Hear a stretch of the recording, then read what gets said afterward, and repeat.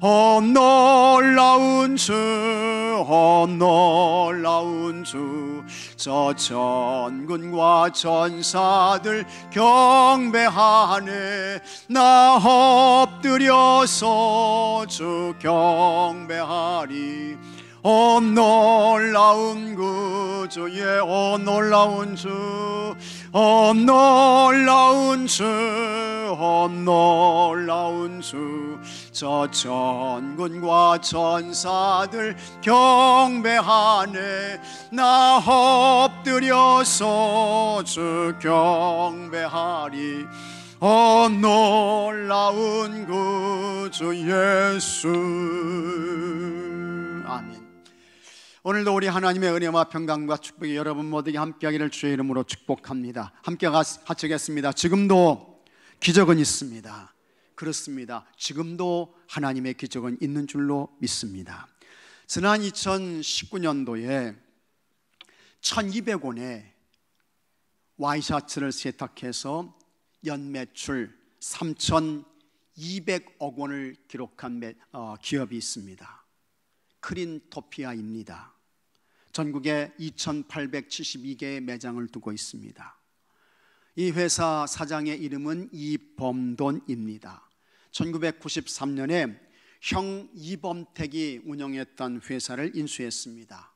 이 회사는 적자로 문을 닫으려고 했습니다. 그때에 주변 사람들이 다 반대했어요. 그거 인수하면 안 된다. 완전히 망한다.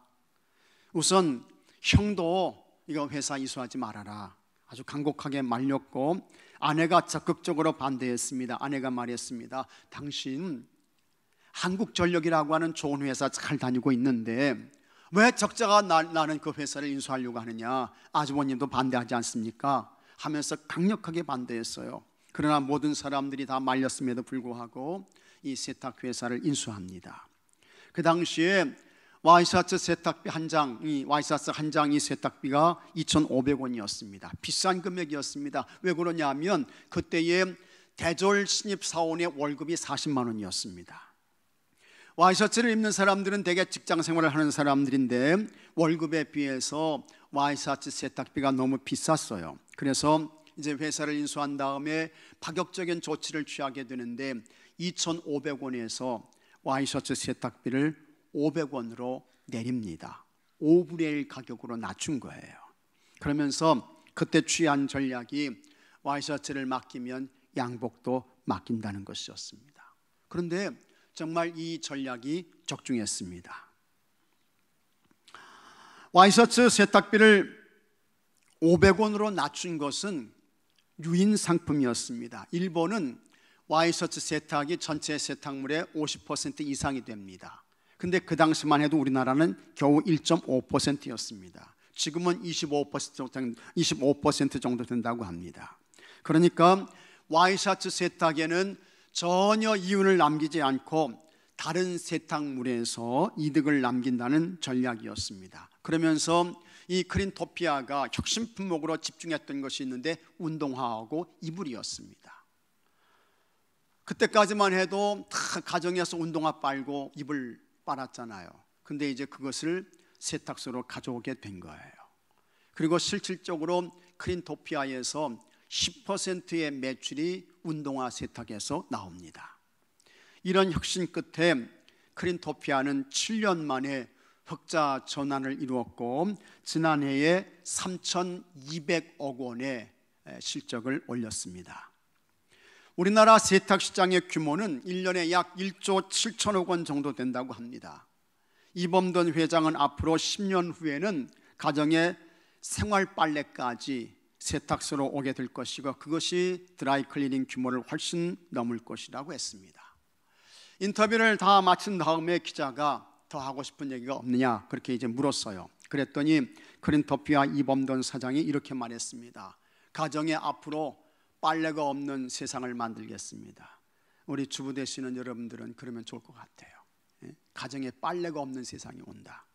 그 다음에 또 한 가지 이야기했는데 지금도 기적은 있습니다. 맞습니다, 여러분. 지금도 기적은 있습니다. 여호수아 6장에 하나님께서 행하신 놀라운 기적이 있습니다. 우리 하나님께서 여리고 성을 무너지게 하셨습니다. 이스라엘 백성들을 40년 동안 이끌었던 모세가 광야에서 죽습니다. 여호수아가 모세의 뒤를 이어서 이스라엘 백성들의 지도자가 되었습니다. 하나님께서 여호수아에게 이제 이스라엘 백성들을 이끌고 가나안 땅으로 가라고 말씀하십니다. 여호수아 1장 2절에 내 종 모세가 죽었으니 이제 너는 이 모든 백성과 더불어 일어나 이 요단을 건너 내가 그들 곧 이스라엘 자손에게 주는 그 땅으로 가라. 하나님께서 여호수아에게 말씀하셨습니다.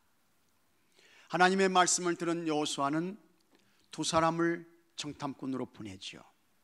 이 두 사람이 라합의 집에 머물게 돼요. 발각되는데 라합이 살려줍니다.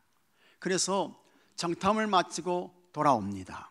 그리고 이스라엘 백성들이 가나안 땅을 향해 가는데 요단강을 건너게 되는 것입니다. 제사장들이 법궤를 메웠습니다. 그리고 요단강에 들어섰습니다. 그때에 요단강 물이 넘쳤는데 법궤를 메고 들어가는 순간 흐르던 물이 멈췄습니다. 강바닥이요 마른 땅이 됐어요. 이스라엘 백성들이 요단강을 건넜습니다.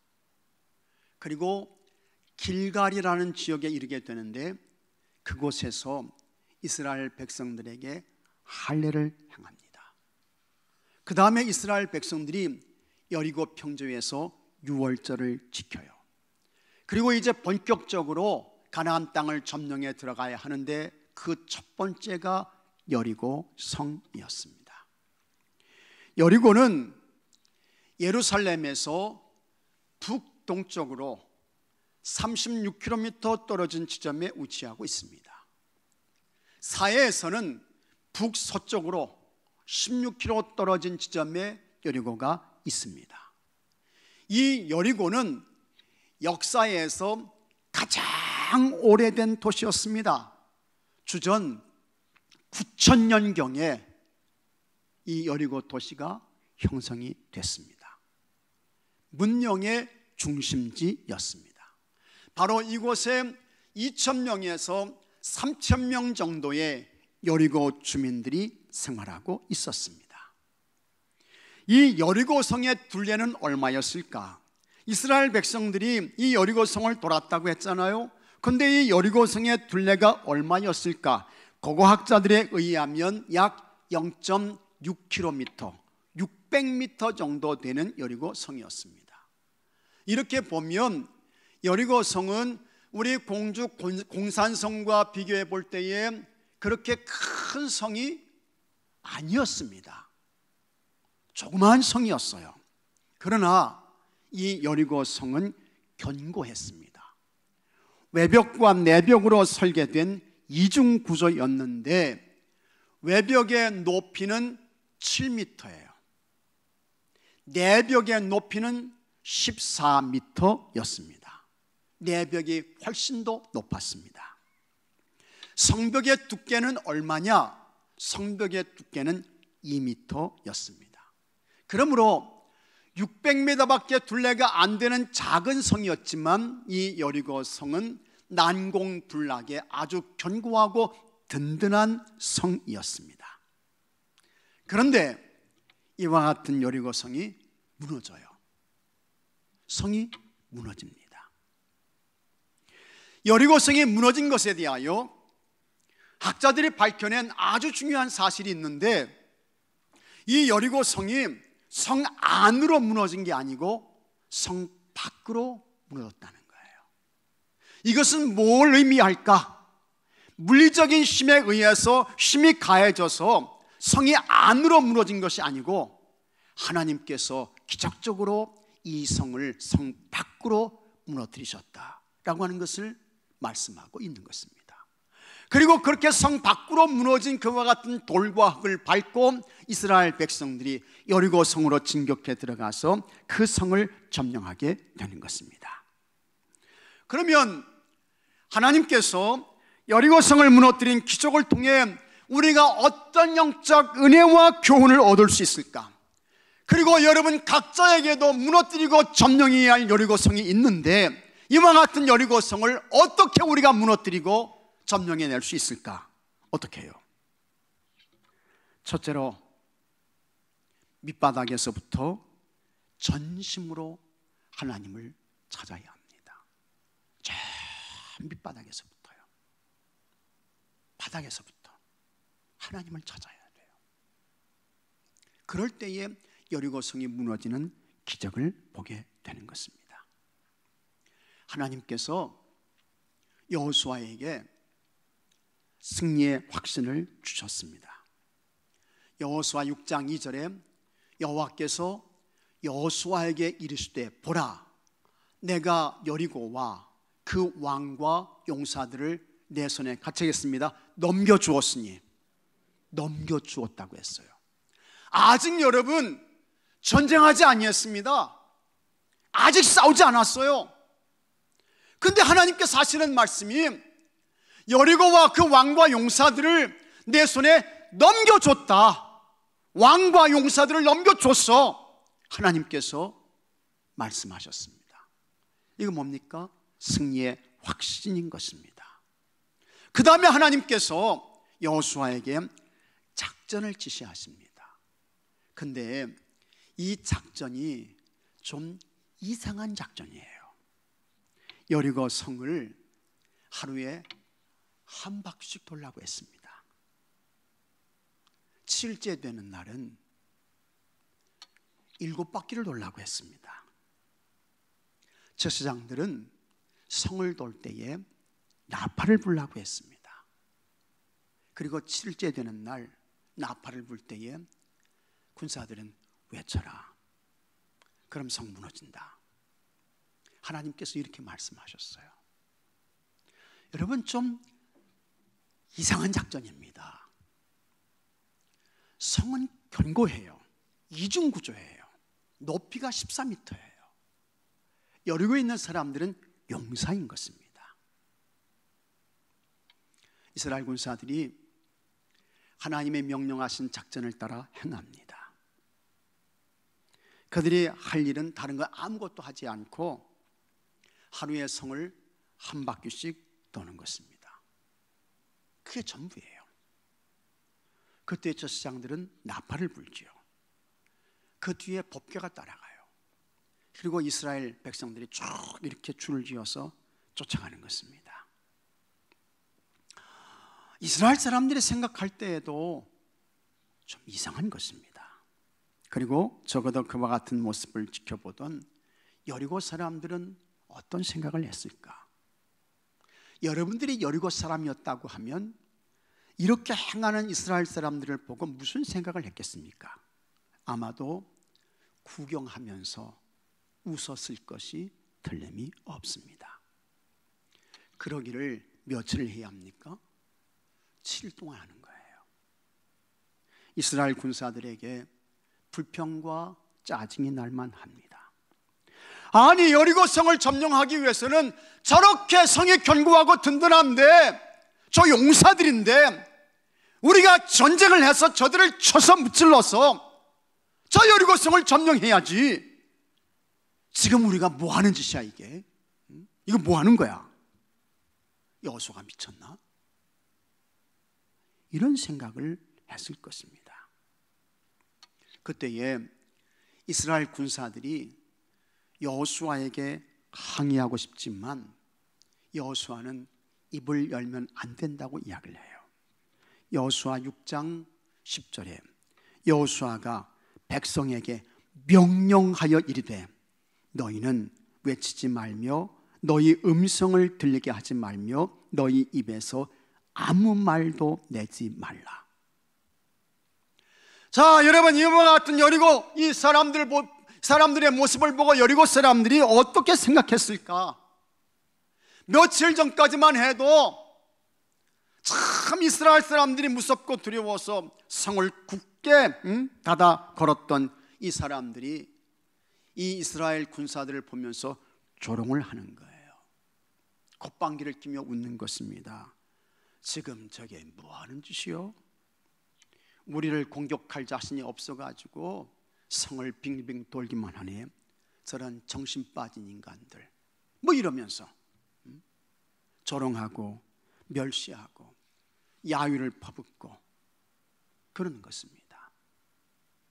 그때 이스라엘 백성들은 이런 수치와 조롱을 다 견뎌야 했습니다. 여리고성을 돌면서 이스라엘 군사들은 심한 좌절과 낙심을 경험했습니다. 우리의 처지는 고작 아무것도 할 수 없고 그저 하루에 한 바퀴씩 여리고성을 도는 무력한 존재구나. 6일 동안 그렇게 한 거예요. 7일째가 되었습니다. 여호수아가 아침 일찍 이스라엘 군사들을 깨웠습니다. 이제는 여리고 사람들의 비난과 조롱의 소리가 그들의 귀에 들리지 않습니다. 너희들 마음껏 비웃어라. 그래도 우리는 돈다. 밑바닥까지 떨어진 이스라엘 군사들은 태연했습니다. 담담했습니다. 이스라엘 군사들은 더 이상 나빠질 것이 없었습니다. 그러면 왜 하나님께서 이스라엘 백성들을 이렇게 여리고 사람들에게 조롱과 멸시와 수치를 당하며 하면서 그 밑바닥으로 떨어지게 하셨을까? 하나님 왜 그렇게 하셨을까? 인간의 여러분 밑바닥이 하나님의 출발이 되기 때문입니다. 사람의 밑바닥이 하나님의 출발이에요. 인간의 밑바닥 체험을 통해 우리가 깨닫게 되는 아주 중요한 것이 있습니다. 우리의 힘의 원천이 하나님께 있음을 발견케 되는 것입니다. 하나님께서 우리에게 허락하시는 복된 은혜가 있습니다. 여러분, 우리의 밑바닥을 보게 하십니다. 그리고 그 밑바닥에서 나를 도와주시고 나를 다시 일어서게 하시며 나에게 승리를 주실 분은 하나님 한 분밖에 없다는 것을 깨우쳐 주십니다. 이것이 밑바닥이 주는 은혜이고 축복인 것입니다. 밑바닥 떨어졌다고 절망하지 마십시오. 아래로 내려왔다고 실망하지 마세요. 거기에서 하나님께 주는 은혜가 있습니다. 정말 나에게 힘주시고 나를 도와주시고 나를 다시 일어서게 하실 분은 하나님 한 분밖에 없구나. 그걸 알게 해주시는 거예요. 그러므로 우리가 인생의 밑바닥을 경험할 때에 우리가 진정으로 믿고 의지할 분은 하나님 한 분밖에 없음을 고백해야 합니다. 그리고 나는 여리고성을 도는 것밖에 할 수 없는 미혹한 존재이지만 하나님은 단 한 번에 여리고성을 무너뜨릴 수 있는 전능하신 하나님 아버지신 것을 믿고 그 하나님을 찾아야 합니다. 혹시 이곳에 여러분 중에 나는 여리고성을 하루에 한 바퀴 돌 수밖에 없는 연약한 인생입니다 하면서 자신을 가장 초라하고 한심한 존재로 생각하시는 분들이 있습니까? 걱정하지 마십시오. 절망하지 마세요.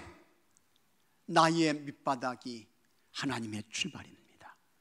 하나님께서 그런 분들을 다시 밑바닥을 치고 올라오게 하십니다. 하나님께서 말씀하셨습니다. 이사야 40장 31절에 오직 여호와를 앙망하는 자는 새 힘을 얻으리니 독수리가 날개치며 올라감 같을 것이요 다른 박질하여도 건비하지 아니하겠고 걸어가도 피곤하지 아니하리로다. 아멘. 그리고 여러분을 돕는 분이 이 세상에 어느 누구도 이길 수 없는 전능하신 하나님이신 것을 친히 증거로 보여주실 것입니다. 나는 부족하나 하나님은 충만하십니다. 나는 미약하나 하나님은 전능하세요. 나는 미련하나 하나님은 전지하십니다. 가장 낮아진 밑바닥에서 하나님께서 여러분을 놓지 아니하시고 일하고 계십니다.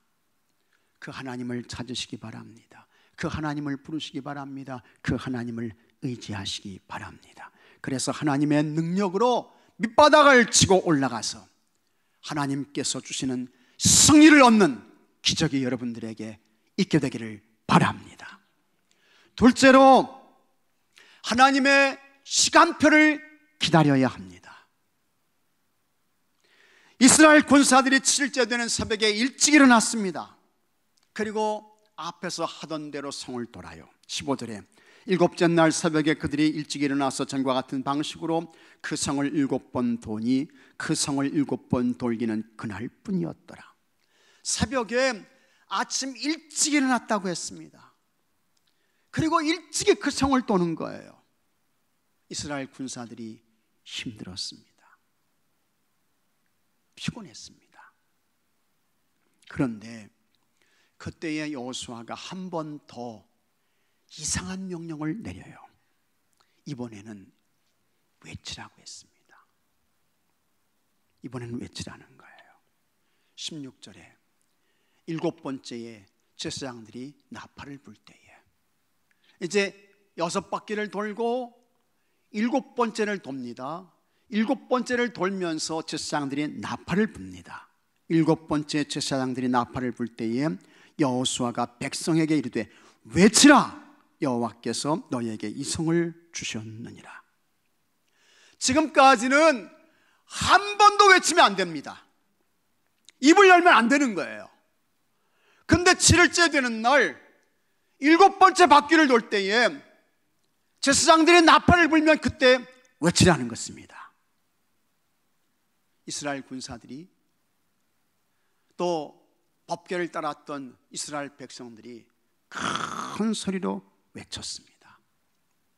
그 소리를 듣고 여리고 성 사람들이 깜짝 놀랐겠죠. 지금까지 한 번도 외치지 않았습니다. 입을 완전히 닫았어요. 그러나 7일째 되는 날은 무슨 조화인지 소리를 질렀습니다. 그때에도 여리고 사람들은 저것들이 일주일씩 저렇게 여리고 성을 뱅뱅 돌더니 이제는 정신까지 돌아버렸구만 하면서 혀를 차며 웃었을 것입니다. 하지만 이스라엘 군사들의 외치는 소리가 점점 커지면서 여러분, 그렇게 견고하고 든든했던 여리고 성이 무너지기 시작했습니다. 성벽에 올라가서 구경하던 여리고 사람들이 성이 무너지면서 곤두박질을 쳤어요. 돌과 흙에 사람들이 깔려서 아비규환의 현장이 됐습니다. 생각해 보십시오. 상상해 보세요. 이스라엘 사람들이 일제히 외치니까 그렇게 견고하고 든든했던 여리고 성이 그냥 와르르깡 무너져 내리는 거예요. 참 기가 막힌 놀라운 역사인 것입니다. 여호수아가 돌격 명령을 내렸습니다. 앞으로 돌격 명령을 내렸어요. 이스라엘 군사들이 바깥쪽으로 무너진 돌과 흙을 밟고 한순간에 들어가서 그 성을 점령해 버렸습니다. 여러분, 하나님께서 아니 여리고 성을 칼 한 번 쓰지 않고 화살 하나 날리지 않고 이렇게 쉽게 무너지게 하실 거였다면, 그저 첫째 날이나 둘째 날 무너지게 하셨다고 하면 이스라엘 백성들 전혀 고생시키지 않고 거뜬하게 이 성을 점령할 수 있었습니다. 근데 왜 하나님께서 일주일 동안 이렇게 이스라엘 백성들을 고생시키면서 7일째 되는 날 이 성을 무너지게 하셨을까? 왜 그랬을까요? 아니 첫째 날이나 둘째 날 무너지게 하시면 얼마나 좋아요. 얼마나 좋아. 고생 안 하고 힘 안 들고 피곤하지 않고, 얼마나 좋습니까? 근데 하나님은 아닌 거예요. 7일째 되는 날, 그것도 7바퀴를 돌면서 소리 외칠 때에 하나님께서 이 성을 무너지게 하셨습니다. 참, 하나님 왜 이렇게 하셨을까? 여기서 우리는 꼭 기억해야 할 것이 있습니다. 그것이 7이라는 숫자입니다. 이 7의 숫자를 기억하셔야 돼요. 먼저 7명의 제사장이 있었습니다. 그 일곱 제사장이 일곱 나팔을 불었어요. 여리고 성을 7일 동안 돌았습니다. 그리고 7일째 되는 날은 특별히 7바퀴를 돌았습니다. 성경에서 7은 하나님께서 계획하셨던 일들이 완료되었음을 뜻하는 숫자입니다. 그러므로 성이 무너진 기적의 사건이 말씀하는 7의 의미는 하나님께서, 같이 하겠습니다. 하나님께서 계획하셨고 하나님께서 이행하셨고, 다시 한번요, 하나님께서 완성하셨음, 그걸 말씀하는 거예요. 사람이 한 게 아닙니다. 인간이 계획 세운 거 아니에요. 하나님의 친히 계획하셨고 그 계획하신 것을 하나님의 친히 이행하셨고 그 하나님께서 완성하셨다 라고 하는 것을 말씀하는 겁니다. 그게 7의 의미이고 그 7의 뜻인 것입니다. 처음부터 시작해서 중간을 지나 완성의 모든 것이 하나님의 계획과 하나님의 개입과 하나님의 역사를 통해 이루어졌음을 보여주는 것입니다. 사람한 거 아니래도요. 사람은 첫째 날이라도 무너지면 좋죠. 사람은 두 번째 날이라도 무너지면 좋은 거예요. 그러나 하나님은 아니었습니다. 우리가 사는 현재의 세상은 속도를 경쟁하고 있습니다. 그렇죠? 그래서 하여튼 무엇인지 더 빨라야 돼. 백신도 더 빨리 나와야 돼. 더 빨리 발견해야 돼. 더 빨리 해요. 자기가 경쟁하는 개인이나 회사보다 1초라도 더 빨라야 합니다. 자, 이렇게 더 빨리를 위하다 보니 양심과 도덕과 윤리가 사라진 세상이 되었습니다. 그래서 정치, 경제, 문화, 사회 모든 교육 분야에서 비리와 불법과 부정의 악취가 여러분 넘쳐나고 있습니다. 이게 우리가 사는 세상이에요. 부정하시겠습니까? 아니라고 말씀하시겠어요? 아니에요. 틀림없습니다. 이와 같은 현대 사회에 대하여 미국의 샌디에이고 대학교 프랭크 파트노이 교수가 속도전에 대하여 비판하며 쓴 책이 하나 있습니다. 그것이 속도의 배신입니다. 현대인들은 다 속도의 굶주림, 속도의 조바심에 잡혀 있는데 이 속도의 굶주림, 속도의 조바심에서 벗어나라는 것입니다. 파트노이 교수는 이 현대인들에 대하여 똑똑하지만 참 성급한 바보라는 거예요. 안 똑똑한 사람이 누가 있습니까? 다 똑똑하지. 다 자기 생각이 있어요. 다 자기 눈이 있고 관점이 있고 다 똑똑해. 말 들어보면 다 그럴듯해요. 그런데 이 현대인들이 똑똑하지만 성급한 바보다 라고 하는 것입니다. 그러면서 하는 이야기가 노춤의 가치를 배워야 한다 그랬습니다. 여러분, 하나님의 시간표와 인간의 시간표는 다릅니다. 틀려요. 하늘이 땅보다 높음 같이 하나님의 계획과 뜻은 사람과 다릅니다. 그래서 우리 하나님께서 말씀하셨습니다. 이사야 55장 8절에 이는 내 생각이 너의 생각과 다르며 내 길은 너의 길과 다름이니라. 다르세요. 달라요. 여호와의 말씀이니라. 같이 읽겠습니다. 이는 하늘이 땅보다 높음 같이 내 길은 너의 길보다 높으며 내 생각은 너의 생각보다 높음이니라. 다 같이 아멘. 맞아요. 그렇습니다. 하나님의 시간표가 있습니다. 여리고성을 점령하는 이스라엘 사람들에게는 첫째 날이나 둘째 날이에요. 그러나 하나님의 시간표는 아니었습니다. 하나님의 시간표를 기대하며 기다리는 사람, 인내하는 사람에게 하나님께서 여리고 성이 무너지는 기적을 주시는 줄로 믿으시기 바랍니다. 우리가 저급하게 행동하면 할수록 우리 자신이 더 깊은 절망의 수렁으로 빠지게 되는 것입니다. 하나님께서 하나님의 시간을 잠잠히 기다리며 하나님을 찾는 이들에게 여리고 성이 한순간에 무너져 내리는 것 같은 놀라운 기적을 오늘도 여러분에게 허락해 주시는 것을 믿으시기 바랍니다. 셋째로, 영적인 원칙을 지켜야 합니다. 그래야 하나님의 기적을 보게 돼요. 그래야 여리고 성이 무너지는 역사를 경험하게 됩니다. 하나님께서 여리고 성을 무너뜨려 주셨습니다. 하나님께서 이스라엘 백성들에게 놀라운 기적을 행하셨습니다. 이때 이스라엘 백성들이 반드시 꼭 지켜야 할 영적 원칙이 있었습니다. 먼저는 라합과 그 가정의 가족들을 살려주는 것이었습니다. 그 다음에 여리고 사람들의 재산을 손대면 안 돼요. 그거 취하면 안 됩니다. 하나님께서 취하지 말라고 하셨어요. 19절에 은금과 동철 기구들은 다 여호와께 구별될 것이니 그것을 여호와의 곳간에 드릴지니라 하니라.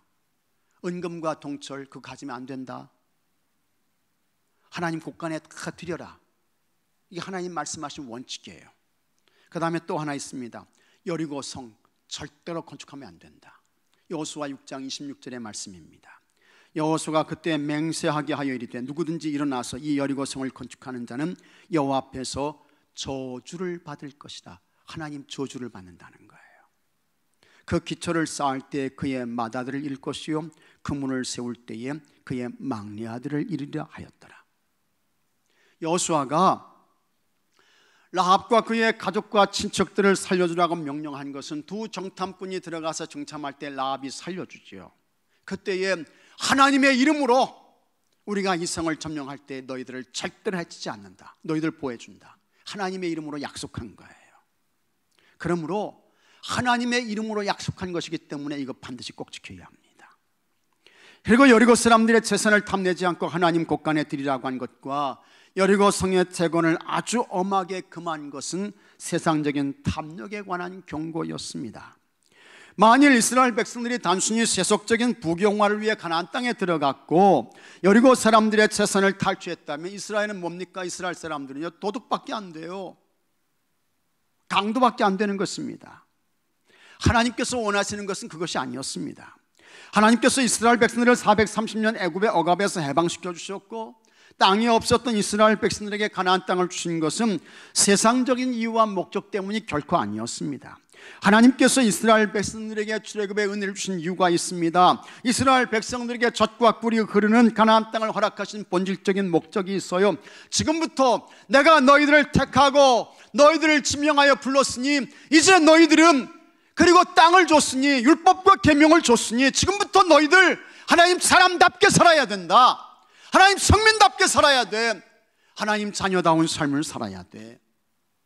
하나님께서 그래서 출애굽의 은혜를 주시고 가나안 땅 주시고 그 땅에서 하나님의 사람으로 살게 하시는 것이었습니다. 그러나 이스라엘 백성들이요 하나님의 성민다운 하나님의 백성다운 자녀다운 삶을 살지 못했습니다. 하나님의 명령을 어겨요. 그래서 하나님께서 금하신 여리고 성의 재물을 취하는데 그 사람이 누굽니까? 아간이라는 사람이었습니다. 스날산의 아름다운 외투한벌, 은 200세겔, 50세겔 되는 금덩이, 은금 취하면 동철 취하면 안 된다고 했죠. 근데 그거 감춰요. 이 아간의 범죄로 인해서 아이성 전투에서 이스라엘이 패합니다. 그리고 36명의 이스라엘 군사들이 죽어요. 또 여리고 성을 재건한 사람도 있었습니다. 500년이 지난 아합 왕 때에 베델 사람 히엘이라는 사람이 있었는데 이 사람이 여리고 성을 재건합니다. 그때에 무슨 일이 있게 되느냐? 맏아들과 막내 아들이 죽습니다. 열왕기상 16장 34절에 그 시대에 베델 사람 히엘이 여리고를 건축하였는데 그가 그 터를 쌓을 때에 맏아들 아비람을 잃었고 그 성문을 세울 때에 막내 아들 수굽을 잃었으니 여호와께서 눈의 아들 여호수아를 통하여 하신 말씀과 같이 되었더라. 영적인 원칙을 지키지 아니하니까 하나님께서 저주를 내리시는 거예요. 그들을 하나님이 쳐버리시는 거예요. 그러므로 여러분, 하나님은 변개치 아니하시는 분이십니다.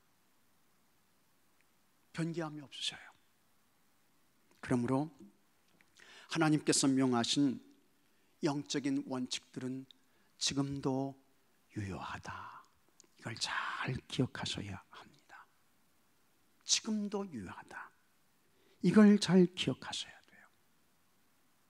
그리고 그와 같은 하나님의 명령과 원칙을 우리가 반드시 꼭 지켜야 하는 것입니다.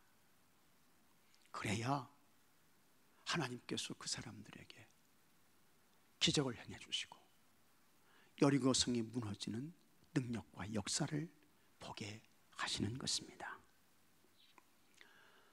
어떤 회사의 사원이 있었습니다. 이 회사 사원이 그냥 쭈뼛쭈뼛하면서 이렇게 사장실로 들어왔습니다. 그러면서 이 사원이 사장에게 이렇게 말합니다. 사장님, 드릴 말씀이 있습니다. 사장이요, 그래? 뭔데? 말해보게. 그랬더니 이 사원이 이렇게 말합니다. 사장님, 제 아내가 그러는데, 자기가 아닙니다. 제 아내가 그러는데 제 월급 좀 올려주실 수 있는지 사장님께 여쭤보라고 해서 제가 이렇게 여쭤봅니다. 이 사원이 이렇게 이야기를 한 거예요. 그랬더니 이 사장이 이 사원의 말을 듣고 이렇게 대답했대요. 알겠네. 나도 집에 가서 당신 월급을 좀 올려줄 수 있는지 아내에게 여쭤보겠네. 사장이 이렇게 대답했다는 거예요. 요즘 남편들에게 아내가 마치 절대적인 존재인 것처럼 보입니다. 어떤 사람은 이 세상의 삶을 살아가면서 돈이 절대적인 존재예요. 어떤 사람은 권세가, 명예가 자기에게 절대적인 존재로 자리 잡고 있습니다. 그러나 여러분, 아닙니다. 우리가 이 세상에 절대적인 분은 딱 한 분, 하나님밖에는 없는 줄로 믿으시기 바랍니다. 그분은 어제나 오늘이나 영원토록 변함이 없으십니다. 그분은 회전하는 그림자도 없습니다.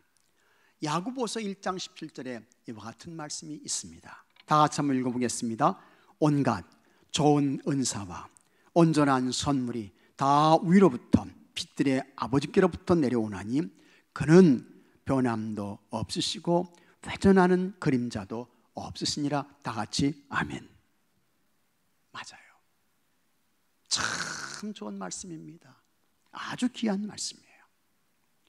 오직 하나님 한 분만이 절대권을 가지고 계신 분이시고 그 변함도 없으시고 회전하는 그림자도 없으시는 하나님께로부터 모든 좋은 것이 다 오게 되는 것입니다. 이 하나님께서 말씀하신 하나님의 명령과 영적인 원칙 잘 지키고 행해서 여러분의 삶 속에 하나님께서 주시는 놀라운 기적과 역사가 있게 되기를 바랍니다.